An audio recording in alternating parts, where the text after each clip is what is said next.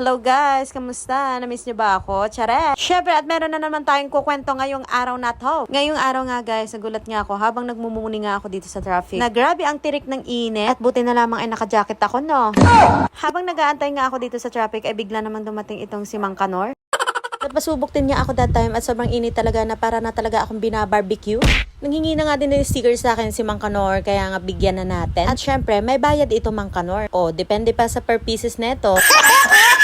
Nahirapan akong kunin ang sticker ko dito that time since hindi ko nga mahubad itong gloves ko. Baka nga biglang mag-go at magalit ang mga nasa likuran ko. Kumuha na nga rin si kuya ng marami para bigyan din ng mga kasama niya. Hindi ko talaga in-expect na meron pang sumunod guys. Kaya nga binigyan ko na nga rin ng sticker itong si kuya. At nga din pala kay Sir Guard sa Land Bank. Thank you so much mga guys. Akala ko nga ay okay na at meron pang ang humabol. Nagulat din nga ako dito kay tatay at nagpa-picture pa nga siya. Sige go! Para nga ako magtatakbo ng kandidato dito sa ginawa ni tatay. Chares! Meron silang motoshop guys, kaya nga sinabi sa akin ni kuya na kapag gusto ko daw bumili ng gear ay sabihan ko lang siya. Sadly nga lang ay wala naman siya binigay na info. Umabot pa nga ng picture dito si Kuya Guard kasi nga hindi daw siya nakapagpa-picture sa akin. Shoutout sa mga taga Gumaka Quezon dyan. Thank you so much guys. Bye bye.